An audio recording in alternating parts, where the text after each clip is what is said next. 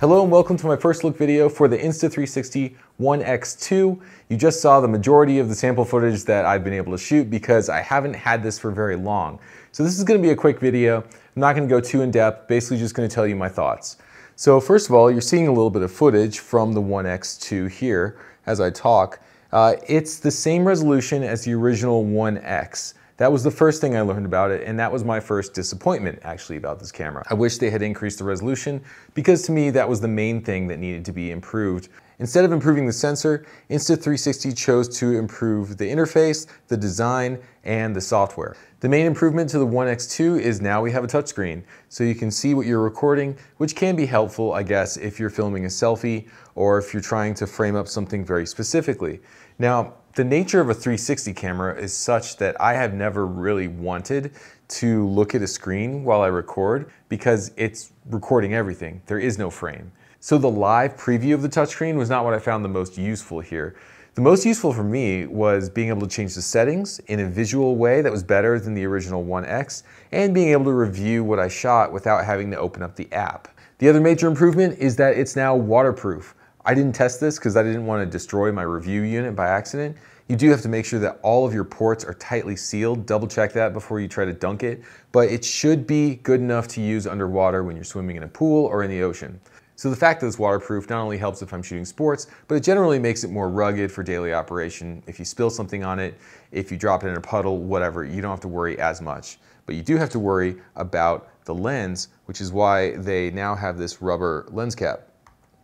Just a little thing, but that makes it so much easier to transport because I don't have to put it in the neoprene case. And you can also access all your settings. So if you're trying to download some files or something, but you don't want to keep the lens exposed, boom, just put the rubber lens cap on there and you're good to go. In terms of the size and the physical handling, I mean, it's about the same. It's not any bigger, it doesn't feel any smaller. It still has the selfie stick, and in case you haven't gotten this newer, shorter selfie stick, this is way better than the other one that you had to twist to lock because that one would tend to kind of get stuck, locked, and this one doesn't. And even though you don't have to twist to lock this selfie stick, it won't collapse in on itself during use, so it's pretty handy to expand and contract quickly. You've also got a new way of doing bullet time. You've got this little thing that you hold onto, and then you've got a cord that automatically extends due to centripetal force as you swing it around.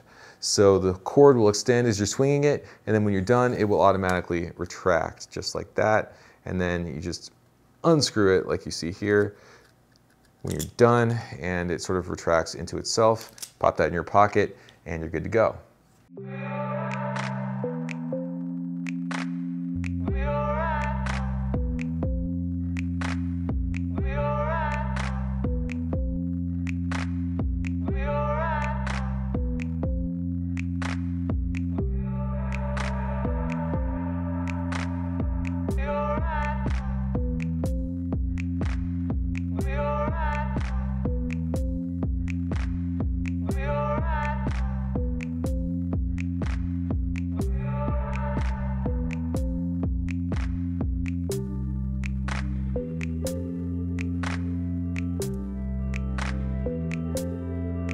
You can also use it as sort of an action camera, which I'm doing right now, which means that you get a wide field of view, but it is not a 360 field of view.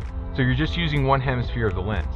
So if you choose the wide field of view, you can have it digitally remove that fisheye effect that you get with action cameras. If you don't need the camera to correct your distortion, then you can turn on the ultra wide field of view, which is what you're seeing right now, which is a much wider aspect.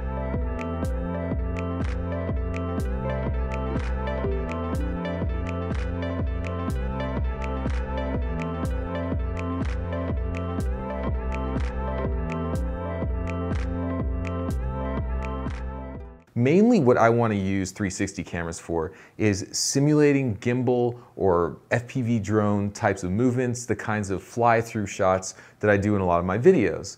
So I tried that out, and my overall impression is that the performance is basically the same as the previous One X. I didn't see a lot of difference in my footage. It wasn't sharper, the colors weren't better. The HDR was maybe a little bit more accurate in terms of lining up the two exposures, because with the original One X, if you took a heavy step while you're shooting HDR, or if there's too much camera shake, then the bright part and the dark part of the HDR would kind of shimmer and fall out of alignment. And that's something I didn't see happen at all with the One X2. There was a firmware that was just released today, which I didn't have time to install yet, so maybe that will improve something. If so, then I will drop some more footage on my channel and you'll be able to check out how it looks with the new firmware. The main image improvement I noticed actually was not in the camera itself, but in the Insta360 software. So here's the main improvements I saw with the desktop software. Number one, ProRes output. Nothing else needs to be said there. You get a high quality render. The free capture controls on the desktop app. You can now add an ease in and an ease out to your keyframing, which makes the movement a lot smoother. And now you can render out to multiple aspect ratios. Maybe this has been in the software for a little while and I just noticed it, but I haven't used Insta360 in a while, so I apologize if I'm behind the times. There's one specific setting that I found gave me the best results, and it's what you saw in the intro footage here. That is the 2.35:1 aspect ratio, that's the CinemaScope aspect ratio, and the natural field of view. In other words, it straightens out all the lines. Now in the old version of the app, it would zoom way in once you went for that natural field of view, and then your video would start to look kind of grainy and nasty. But if you choose 2.35:1 aspect ratio, because it's kind of smashing all the pixels down, it's zooming way out and smashing everything into that wider image, then effectively it's like having more resolution. Just like you saw in my demo footage, it's pretty sharp.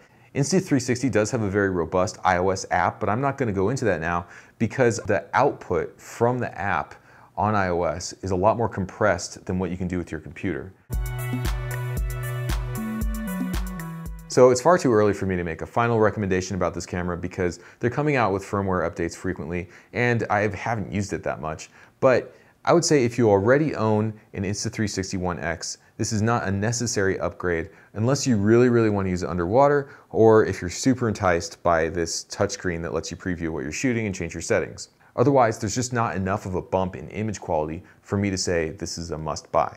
But if you don't already have an Insta360 One X or an Insta360 One R in your arsenal, then this is a pretty good buy because it's a very easy to use and very fun to use device that gives you pretty good image quality, and it's certainly good enough for most social media use like Instagram or TikTok or Snapchat or casual use like that. The form factor is really what makes this camera appealing to me. I can just take these two things, stick them in my side pants pockets, they don't even cause that much of a bulge, and then I can go out and I can shoot. So those are my thoughts. Insta360 One X Mark II, still a very cool cam. It's just an evolution, not a revolution in 360 cameras.